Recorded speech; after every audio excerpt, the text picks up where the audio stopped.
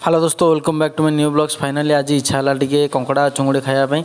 गाँव कंकड़ा बिका आसला कंकड़ा चुंगुड़ी नहीं आसली वर्षा जोरसोर हो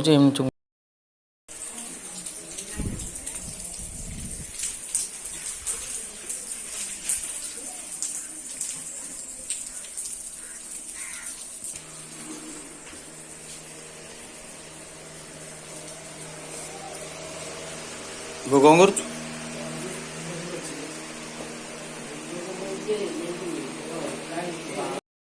भल कंकड़ा टिपू ना भल नहीं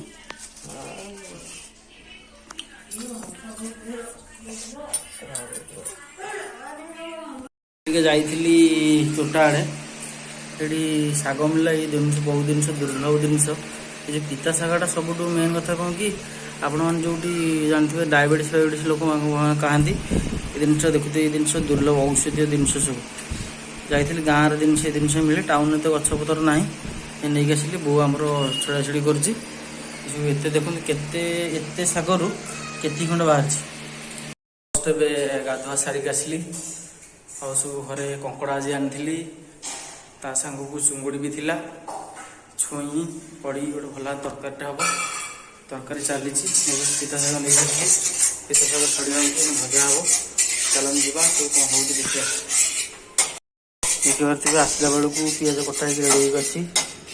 छुई आलू सिझा है चुंगुड़ी अच्छी कंकड़ा कड़ा कंकड़ा तल अच्छी तरकारी हम आम घर जेहेतु आम भाई भौणी फुली भेजिटेरियान रोषे हम प्रथम ना सब आईष हो एक्जिस्टिंग फैन लगी एटा कौन मैंने शेष होगा शेष होगा सादा तरकारी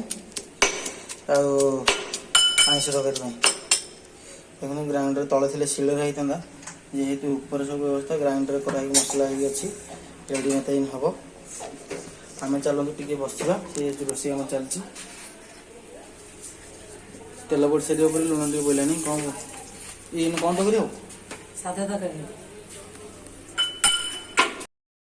रोषे स्थान था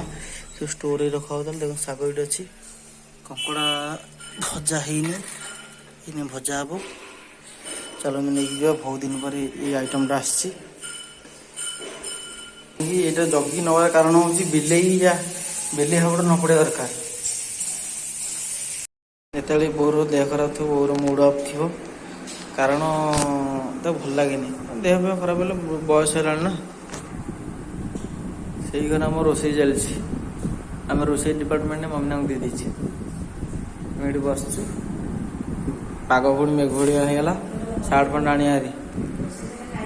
कथा कि खाली रोषे मैंने खने था खाली खाइब कौन करवा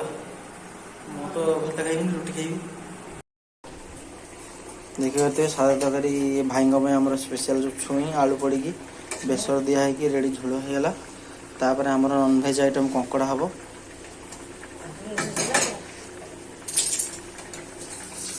आम जी अच्छा से अच्छी कंकड़ा थी आलू टी रही एटा पड़ो पिता शाग में स्पेशल कटा रहीगला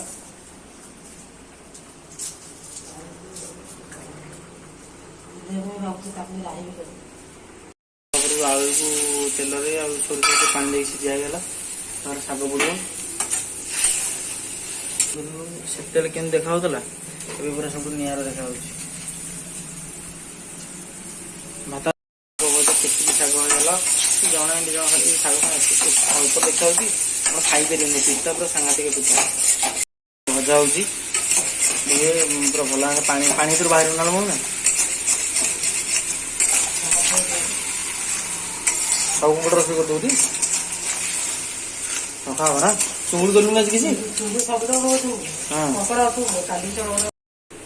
कंकड़ा चुंगुड़ी तो तरकारी ना हम भल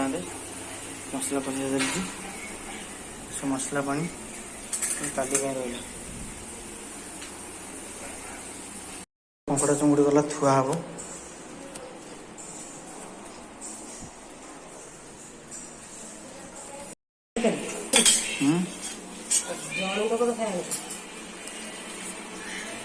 पिता शाग नहीं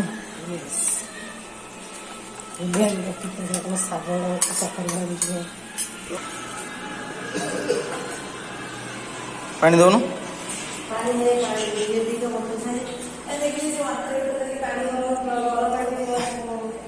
ତୁ ତାଙ୍କ ପାଇଁ ପାଣି ଗରମ ହବ ନା କହିବ କେତିକି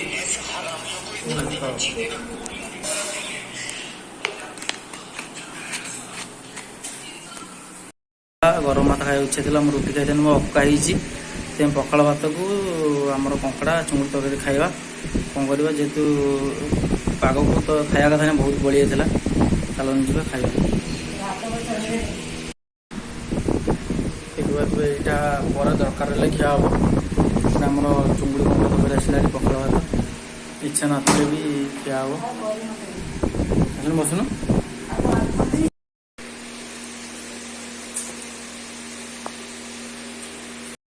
ଖାଇକି ଏବେ ଜଷ୍ଟ ଆସିଲି କଙ୍କଡ଼ା ଝୋଳ ଏବଂ ଚୁଙ୍ଗୁଡ଼ି ଝୋଳ ସବୁ ମସ୍ତ ଲାଗିଲା ଆପଣ ମଧ୍ୟ ଯଦି ଏମିତି କେବେ କରନ୍ତି ତାହେଲେ କମେଣ୍ଟରେ ବତେଇବେ କି କେମିତି ଲାଗିଲା ବୋଲି ଏଇ ହେଉଛି ଗାଁର ଜୀବନଶୈଳୀ ଯେଉଁଭଳି ଭାବରେ ବର୍ଷା ହେଉଛି ବ୍ଲଗ୍ ଏଇଠି ଏଣ୍ଡ କରୁଛି।